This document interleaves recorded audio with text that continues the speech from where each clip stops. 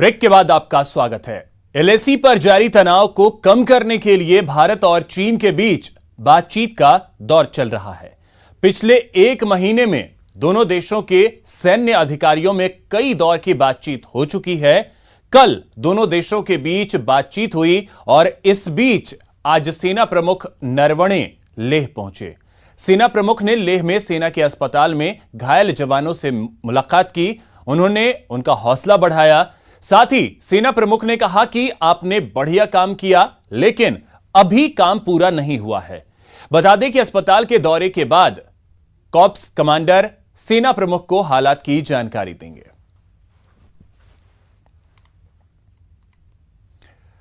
बात चीन सीमा पर चरम पर पहुंचे तनाव की।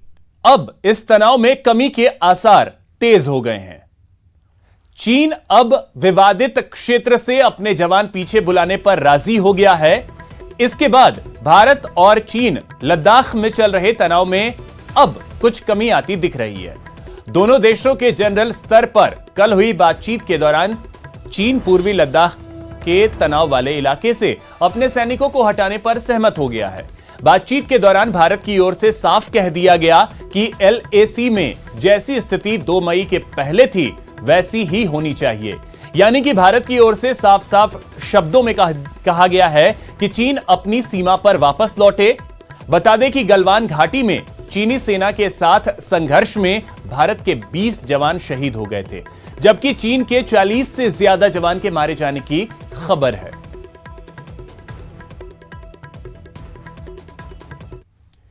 इंटरनेशनल लॉ को चुनौती दी जा रही है, यह कहना है विदेश मंत्री एस जयशंकर का।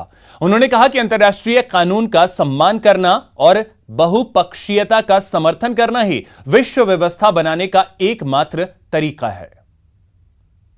International law, recognizing the legitimate interests of partners, supporting multilateralism and promoting common good are the only way to build a durable world order.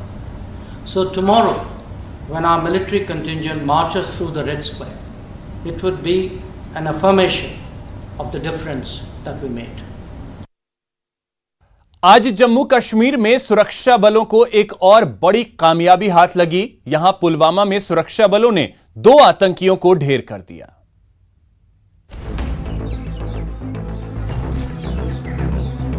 Jammu Kashmir में ऑपरेशन ऑल आउट के तहत ढूंढ कर आतंकियों का सफाया किया जा रहा है। इसी कड़ी में सुरक्षा बलों को मंगलवार को एक और सफलता हासिल हुई, जहां सुरक्षा बलों ने पुलवामा के बंदजू इलाके में 2 आतंकियों को ढेर कर दिया।